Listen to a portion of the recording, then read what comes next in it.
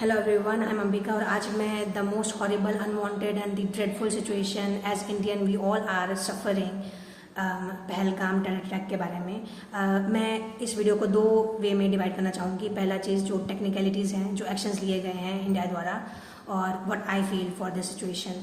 So yes, India has taken 5 pointers action. I have jotted down the point so that I shouldn't miss anything. पहला जो है, there is India the Indus water treaty, जिसको suspend किया गया है, great initiative. Second point is the close of Attari Wagah border. जो parade वहाँ पे होता था, लोग जो दूर दूर से जाके देखने जाते थे, उस चीज़ को क्लोज कर दिया गया है।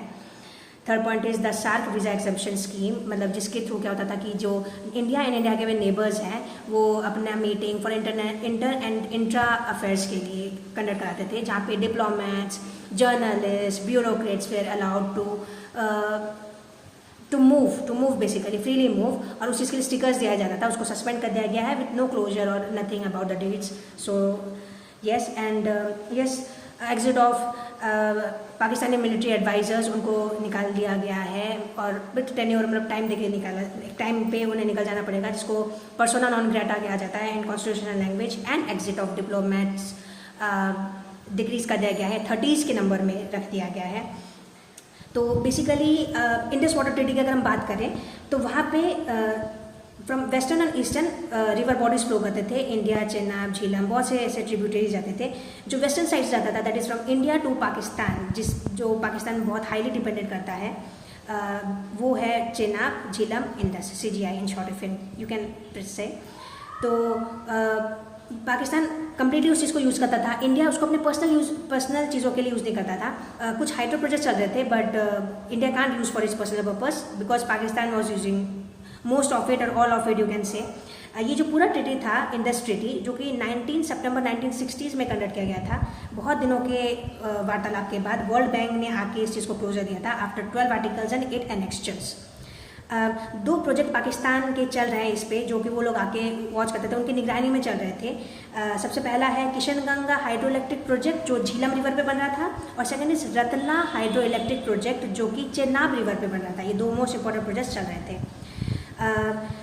अब क्या है कि जो इस इंडस ट्रीटी के बाद जो इम्पैक्ट पाकिस्तान पे पड़ेगा वो क्या क्या है, मैं उस चीज़ को एक्सप्लेन करना चाहूँगी। पहला चीज़ है कि 80% ऑफ कल्टिवेटेड लैंड, यस, जो खेती बाड़ी, वो 80% इसी वाटर बॉडीज़ पर डिपेंड करता था, जो कि डायरेक्टली अफेक्ट होंगे। Second is 93% of water irrigation, yes, Pakistan का, वो इसी वाटर बॉडीज़ पे डिपेंड करता था, चेनाब, झीलम, इंडस रिवर्स पे। और डायरेक्टली ये अफेक्ट करेगा 237 मिलियन पीपल, जो कि इस पानी पे डिपेंड करते थे, वहाँ के लोकल लोग। And the last and not the least is 25% of Pakistani GDP is affected by this Indus water treaty exemption. India पे इसका कोई खास अफेक्ट है नहीं, क्योंकि हाँ, एक चीज़ कह सकते हैं कि क्योंकि अगर ये वाटर बॉडीज सस्पेंड कर दिए जाएंगे तो इंडिया के इतने अच्छे इंफ्रास्ट्रक्चर्स नहीं है कि उस चीज़ को अपने हिसाब से यूज़ कर सके, मॉडिफाई कर सके, या इलेक्ट्रिसिटी प्रोड्यूस कर सकते हैं, हाइड्रो इलेक्ट्रिसिटी प्रोड्यूस कर सकते हैं। तो वो एक चैलेंज रहेगा। But rather than that, India is hardly suffering anything except the Shimla agreement, and that has significantly no use in any ways. सो हाँ, अगर लीगली देखा जाए तो ये जो इंडस ट्रीटी का एक चीज़ था कि ये नॉन एग्जिट क्लॉज था, कि दोनों नहीं निकल सकते या दोनों निकल सकते हैं, क्योंकि नो एंड डेट, मतलब इसका कोई ऐसा नहीं था कि कोई लिमिटेशंस नहीं थे, just like the reservation in India. इसका था, but which is not being accepted and not being continued by officials. BR Ambedkar ने एक टेन्योर के लिए रखा था, बट उस चीज़ को किसी ने ध्यान नहीं दिया है। सो यस, उसी की तरह चल रहा है, कह सकते हैं। The dispute that is being, the dispute mechanism है, वो आर्टिकल 9 के थ्रू मैनिपुलेट किया जा सकता है। अगर इंडियन ऑफिशियल्स सारे इस चीज़ पे मंजूरी कर चुके हैं तो yes, it has no opposition and it is being understood ना, कि एक सब मिलके एक ही डिसीजन पे आए हुए हैं। तो the only thing Pakistan can do is कि वो international court of justice, ICJ, वहाँ पे जा सकता है और इंटरनेशनल लेवल पे अगर कोई डिस्प्यूट क्रिएट कर सके। But yes, rather than that Pakistan has nothing to do to retaliate. So yes, एक प्रॉपर वीज़ा जो लेके आए थे लोग जितने भी इंडिया में फॉर ट्रैवल पर्पस, जो पाकिस्तानी थे, उनको 1 मई तक एग्ज़िट कर देने के लिए बोला गया है। और यही कुछ एक्शंस लिए गए हैं। और तो नेक्स्ट पार्ट में मैं अपना टेक लेना चाहूँगी कि what I feel about this whole situation. ये जो पूरा सिचुएशन है, इंडस वैली ट्रीटी या फिर जो सार्क है, जो भी एग्जाम कर दिया गया है, जो भी एक्शंस इंडिया के द्वारा लिए जा रहे हैं या पाकिस्तान के द्वारा लिए जा रहे हैं, जैसे उन्होंने शिमला एग्रीमेंट ब्रीच किया है, तो ख़राब चीज़ ये है कि यार जो सफ़र करते हैं वो बेसिकली कॉमन पीपल जो रोज़मर्रा थोड़ा मतलब पूरा दिन मेहनत करके थोड़ी जमा पूंजी से अपना घर चला रहे होते हैं, बड़े मुश्किल से जिनका जीवन चल रहा होता है, उनको ज़्यादा सफ़र करना पड़ता है।